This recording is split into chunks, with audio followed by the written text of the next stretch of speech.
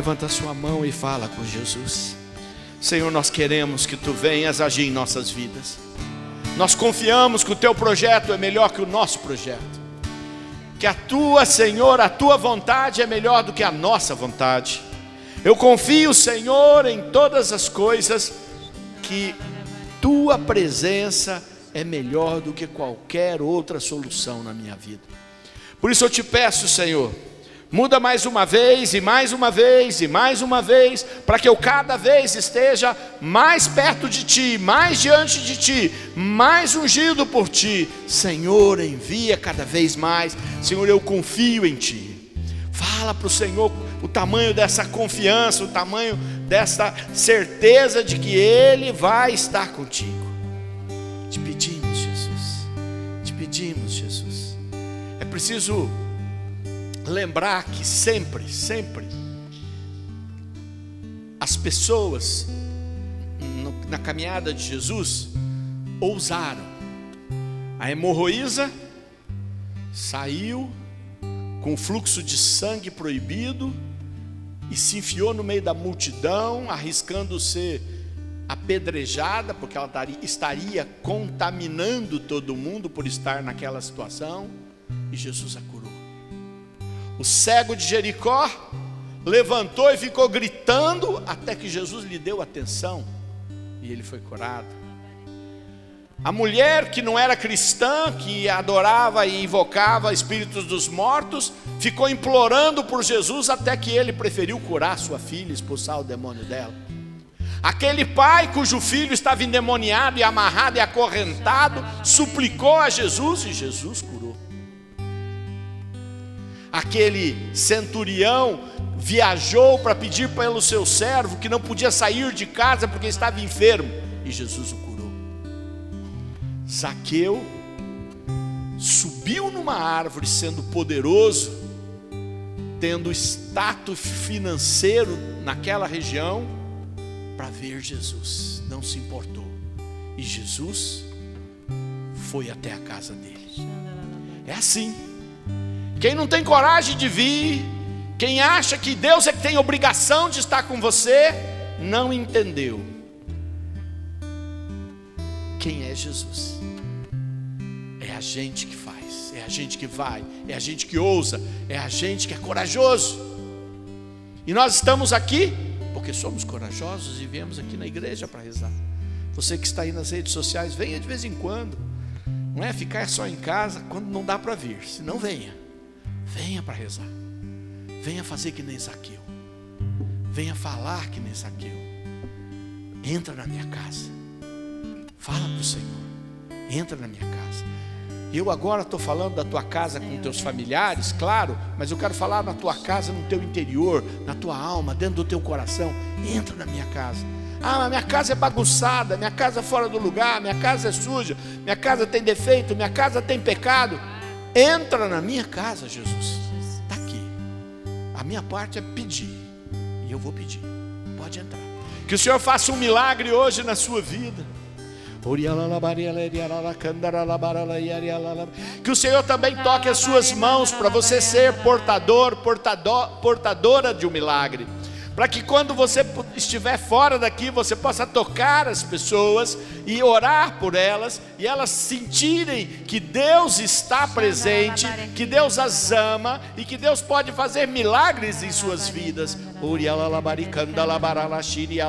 Vai rezando e pedindo ao Senhor que venha mesmo tocar profundamente, venha mexer na sua vida, venha fazer a restauração, mexer na minha vida, mexer na nossa vida. Senhor, mexe na minha vida, Senhor, com o teu poder. Cura, Senhor, minhas feridas, Senhor. Fala para o Senhor, reconhece que há feridas no teu coração. Reconhece que há feridas na sua caminhada. Reconhece que é difícil enfrentar as feridas, mas o Senhor pode curar as feridas e recomeçar a sua vida. Cura, Senhor, agora. Pede para o Senhor que Ele venha te libertar nesta noite de tudo que já foi lançado de maldição, de inveja, de destruição contra a sua vida. Muitas vezes isso não aconteceu de uma forma consciente, mas aconteceu com autoridade. Quando essas maldições vieram através de pessoas que tinham autoridade, como pai, mãe, avós, às vezes irmãos mais velhos que cuidaram dos mais novos, professores, chefes de serviço, autoridades religiosas. Se alguma destas vezes essas maldições entraram na sua vida, que agora o Senhor liberte teu coração. Fale para Jesus, porque não há autoridade maior do que a autoridade do Senhor. Ele é o Senhor de todas as coisas, Ele é o Rei dos Reis. Todas as coisas lhe estão sujeitas, tudo está sob o escabelo de seus pés, quer dizer, embaixo da sola do pé dele. Portanto, não há maldição que tenha vindo e tenha encontrado guarida em nossa vida e nossa alma que não possa ser desfeita agora pelo poder de Jesus e pela autoridade de Jesus. Então, nesse momento, você peça que, se há ainda alguma maldição que trouxe enfermidade, que trouxe destruição, que trouxe pobreza, que trouxe dificuldades, que trouxe situações que rebentaram a sua alma, fale agora que essas maldições sejam desfeitas. Muitas vezes lançadas pela inveja, muitas outras vezes lançadas por feitiços, nós declaramos livre em nome de Jesus, porque nenhuma maldição terá poder sobre as nossas vidas, se a bênção do Senhor estiver sobre nós, e a bênção está sobre nós. Nós pedimos, Jesus, derrama sua bênção, aquela bênção, Senhor, capaz de gerar vida. Nós vimos, Senhor Jesus, o poder que destes a tua mãe Maria ao cobri-la com a sua sombra. Cubra-nos agora, Senhor, para gerar libertação sobre as nossas vidas. Liberta, Senhor. Se você sente que essas maldições vieram sobre a tua vida afetiva, sobre a vida emocional, se essas maldições vieram às vezes até de quem a gente ama, ou até de quem nos ama, mas que na ignorância, ou muitas vezes porque são levados pelo pecado a falar maldições, nós dizemos: eu renuncio às maldições. Diga o teu nome e fala: eu, Sidney Oliveira Teles Filho, renuncio às maldições lançadas sobre mim, seja de que ordem for, seja por quem vieram, seja da maneira com que foram lançadas, eu renuncio agora no nome de Jesus.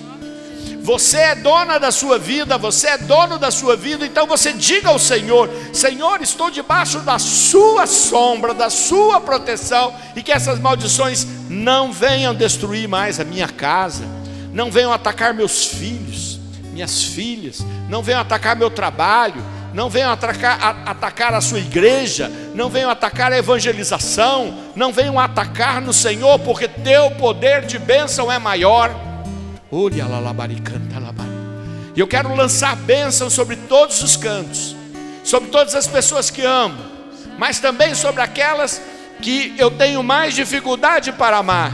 Quero lançar bênçãos também sobre quem me amaldiçoou, porque só a bênção desfaz a maldição. Maldição contra maldição dobra a maldição. Nós não queremos a maldição dobrada, nós queremos a bênção da libertação. Então diga: se as pessoas que lançaram ódio, rancor, mágoa, inveja sobre mim, neste momento sejam abençoadas, porque eu não quero isso dobrado na minha vida, eu quero libertação na minha vida, eu quero quebrar isto agora em nome de Jesus, eu quero invocar o fogo do Espírito capaz de libertar as nossas almas, as nossas vidas.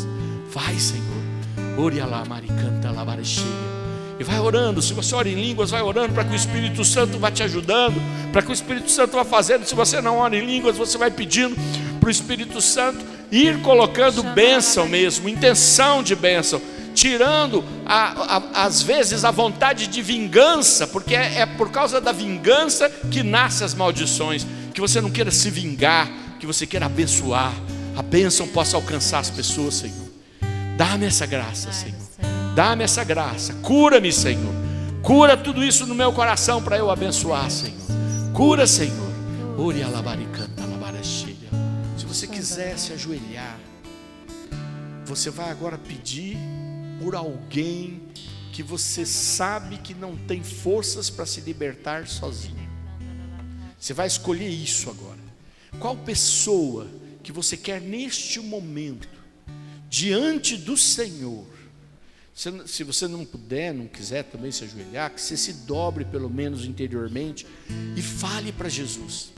Fale o nome dessa pessoa e fale: Senhor, esta pessoa agora precisa da tua ajuda, porque sozinha, ela não vai conseguir sair da situação em que se encontra, porque ela não tem forças espirituais. Pode ser alguém até que caminha com Deus, pode ser alguém que não caminha com Deus mais, pode ser alguém que nunca caminhou com Deus, e que mais ainda você percebe que é uma pessoa que não tem forças.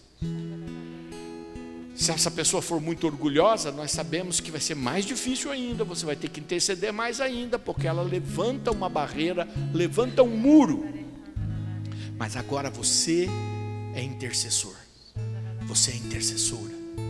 Nós somos intercessores e nós estamos diante do Senhor, e nós estamos clamando agora por esta pessoa que você trouxe agora diante de Jesus. Fale o nome dela para Jesus baixinho, e fale para Jesus agora que você está pedindo com as tuas forças, que já são fracas e frágeis e poucas, mas ainda tem força, enquanto você sabe que o outro já não tem mais força.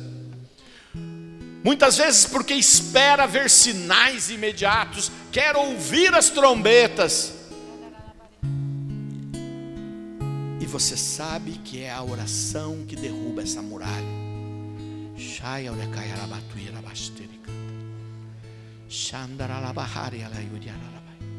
Senhor, põe tua mão agora. Senhor, usa meu coração. Senhor, usa minha fé. Senhor, usa minha alma. Senhor, usa minhas lágrimas.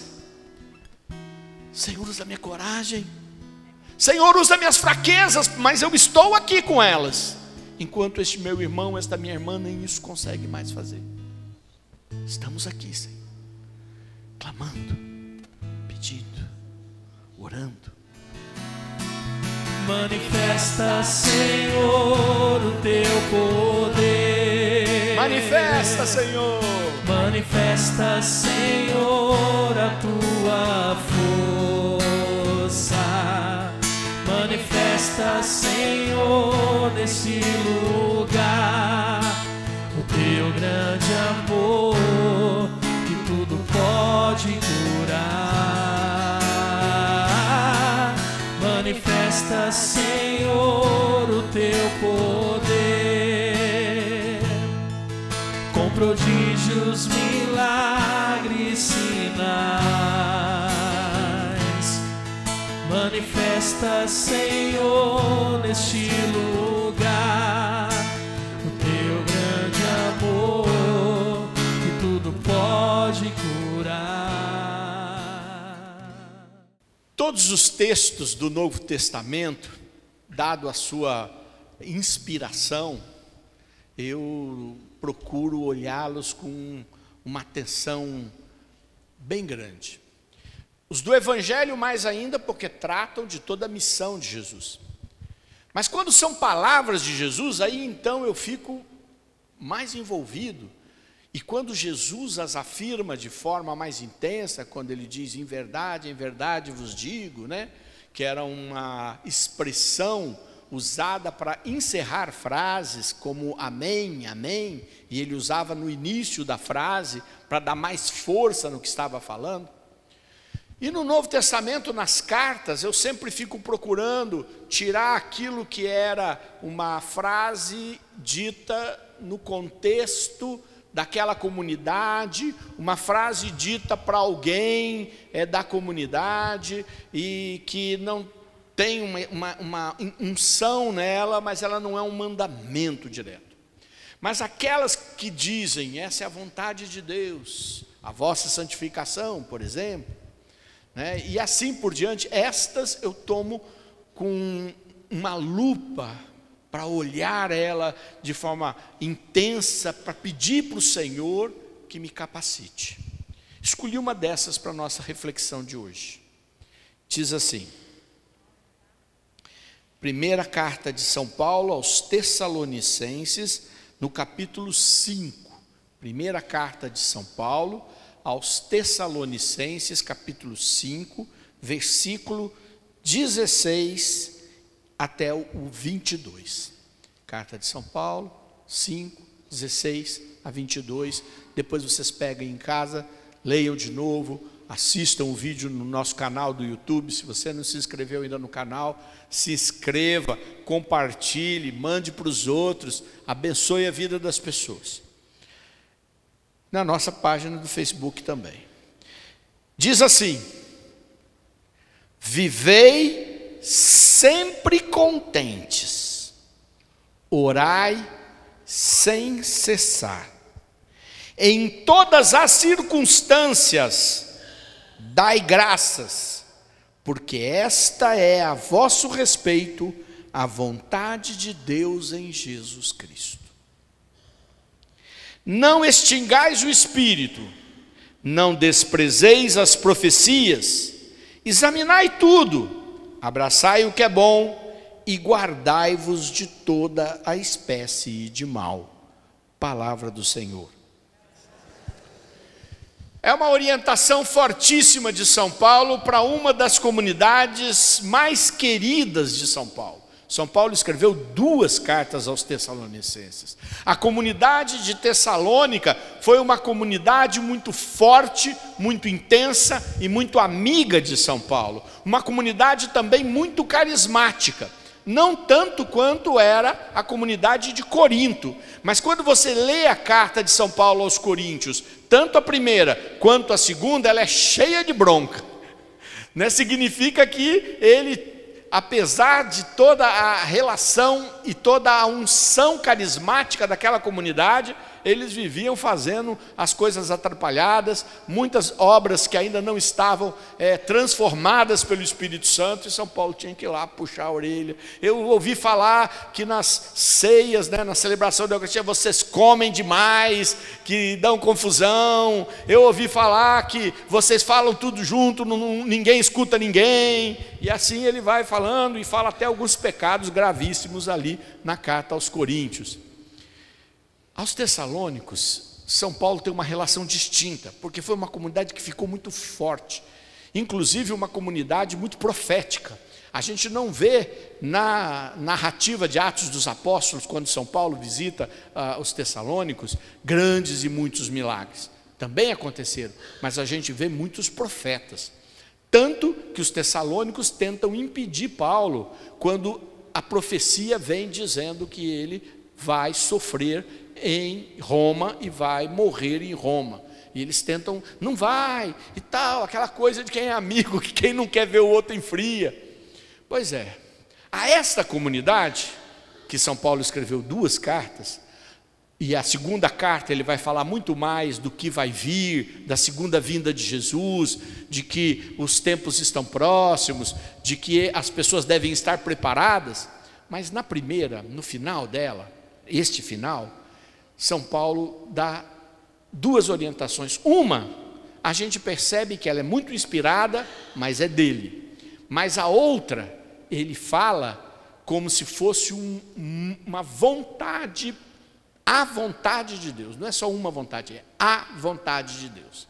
Então vejam o que ele diz. Ele diz: vivei sempre contentes, orai sem cessar, em tudo dai graças, porque esta é a vosso respeito a vontade de Deus em Cristo Jesus. Percebe que ele pega essas 3 orientações, esses 3 mandamentos e diz: é isso que Deus quer de vocês. Eu às vezes fico olhando e falo, a gente não precisa fazer dezenas de coisas e nem ficar cuidando de tudo que está escrito. Se a gente fizer esta, a gente vai viver na vontade de Deus. E eu perguntei para vocês no início de hoje se a vontade de Deus era melhor do que a sua vontade, e a maioria daqui diz que sim, não é? Que você acha que a vontade de Deus é melhor que a sua. Pois eu quero dizer qual é a vontade de Deus. Primeiro, Vivei sempre contentes. Fácil? Pergunta para o seu irmão se é fácil para ele viver sempre contente. É fácil para você? É fácil para você? É fácil para você? Claro que não é fácil. É uma ordem de Jesus dizendo: essa é minha vontade, faça o teu esforço que eu virei com a minha graça, porque fácil não é, mas vai fazer diferença na sua vida. Eu já tive momentos de viver melhor essa frase, mas eu ainda busco viver contente, porque as coisas para nos jogar para baixo, coisas tristes, acontecem muitas vezes. Então eu tomei a decisão de que eu não quero viver na tristeza, independente dos acontecimentos, eu quero viver contente. Eu quero que as pessoas, quando me encontrem, se sintam melhores e não piores. Eu quero que as pessoas possam ver mais alegria do que tristeza, porque elas já têm os seus sofrimentos. Mas o mais importante é vontade dele que você viva contente. E se é vontade dele, a parte dele, ele vai fazer, se você fizer a sua. Mas não para aí. Ele fala: vivei sempre contentes, orai sem cessar. E olha, essa é a chave mestra. É tudo procurar fazer em oração. Essa também não é fácil, mas esta você pode criar o hábito. Levantar de manhã, já rezando, escovar o dente rezando, ver que o cabelo está difícil de arrumar, rezando, que você está com vontade de não sair da cama, rezando, vai fazer as coisas, rezando. Para isso, a gente vai ter que falar menos. Para ficar rezando, você tem que parar de ficar falando o tempo todo. Você tem que guardar mais tempo para você poder rezar. E quando as coisas estão acontecendo, se você estiver rezando, você vai explodir menos, você vai interpretar melhor as coisas. Eu, há um tempo atrás, às vezes, no meio de coisas muito tensas, você recebe as mensagens, né? Imagina o quanto eu recebo, mensagens muito indelicadas, ou que me dão vontade de responder. Aí eu faço a mensagem correndo para responder, e não envio. Aí eu rezo. Depois eu leio e falo: eu não vou responder disso aqui, está tudo errado. Depois eu leio de novo o que a pessoa escreveu e falo: não era tudo isso. Eu é que estava pilhado com o assunto e não precisava ler com tanto olho vermelho e com tanta caneta de destaque. Lógico, isso não significa que a pessoa não amaciou, que não falou coisas às vezes ruins. Mas se eu orar sem parar, eu vou enfrentar melhor. Se eu orar sem parar diante de situações, deu errado tudo, eu tinha uma conta para pagar e tinha um dinheiro para receber, a conta aumentou e o dinheiro faltou, o dinheiro não veio. Bom, vamos rezar, porque não há o que fazer. Não adianta eu xingar, não adianta eu ir lá brigar, eu vou rezar mais. Orar.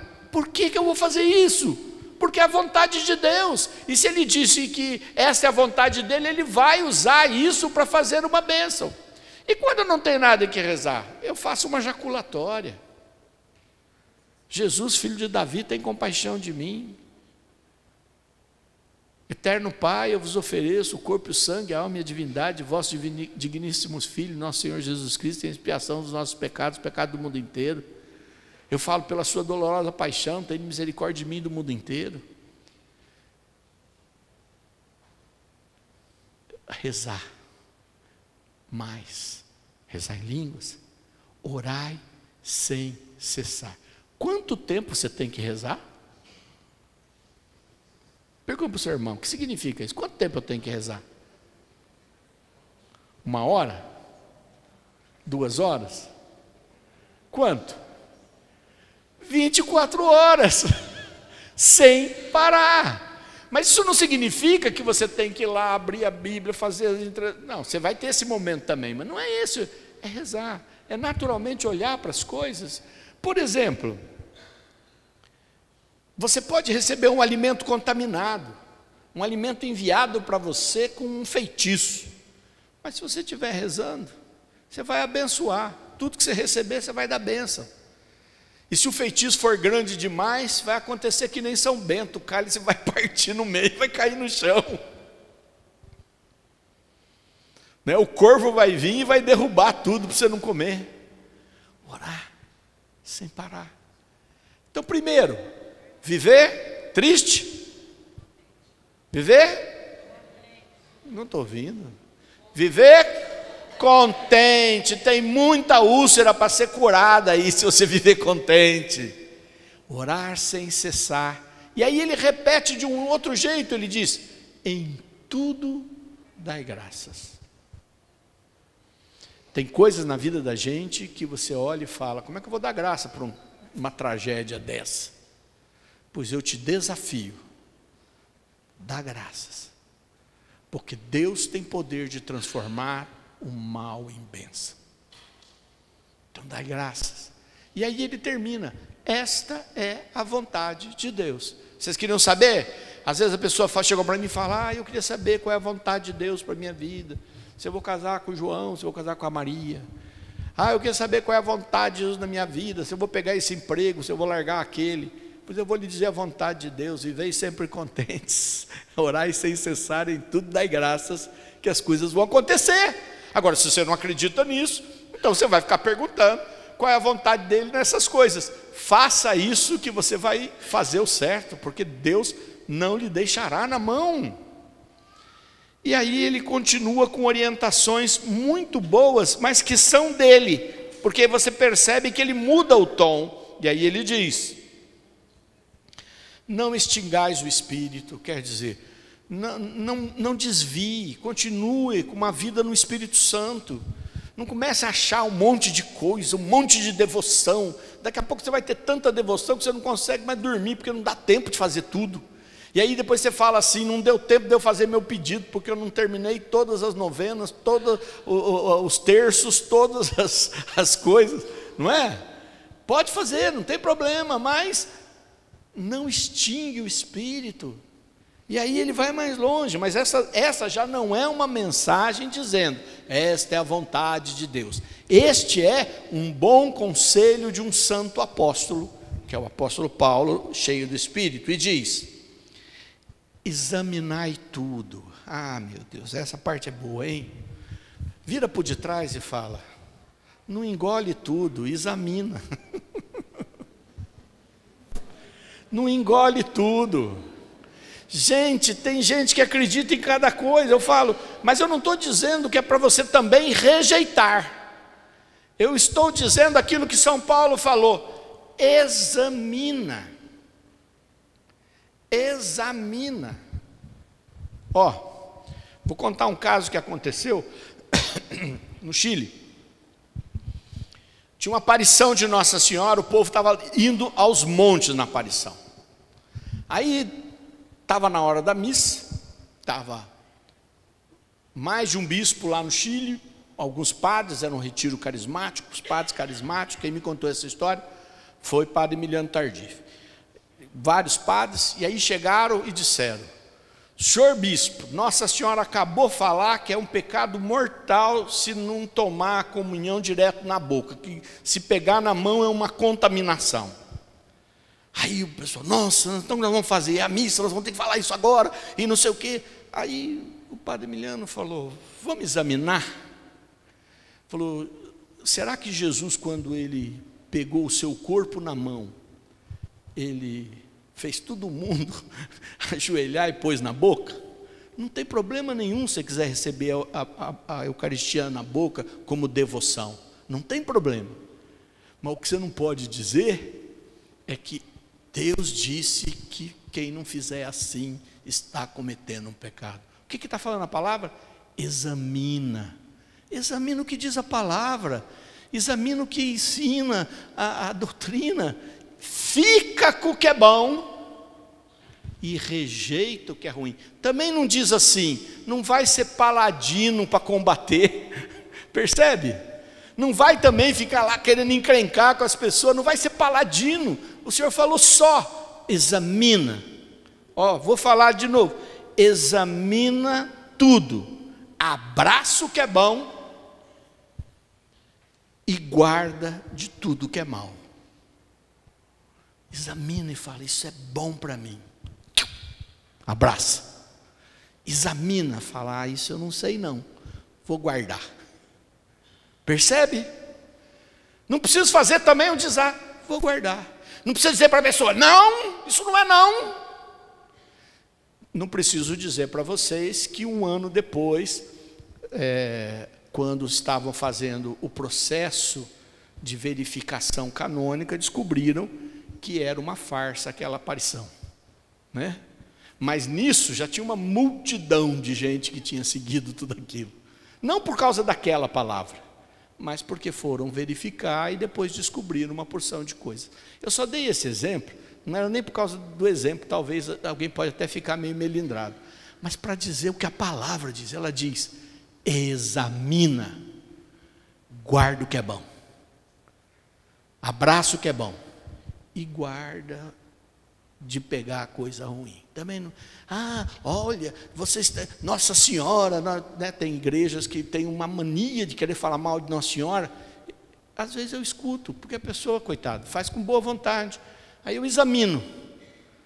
Não, isso aqui não está certo. Eu me guardo, não preciso nem bater boca. Fica em paz. Jesus vai te mostrar. Jesus vai te mostrar. Eu tenho uma história dessa, que tem gravações, inclusive, de um dos retiros que eu estava fazendo, e uma jovem, uma senhora jovem, levantou, tinha ido no encontro para me confrontar, e ficou batendo boca, começou a gritar assim na frente, por causa de Nossa Senhora. Ficou um clima horrível, né? Você imagina eu pregando em encontro, uma pessoa levanta para falar, e falar que são idólatras, aquela coisa toda e tal, e eu guardei. Não serve para mim. O povo ficou tudo alvoriçado, tinha gente que queria ir lá tirar a mulher fora. Eu falei, calma.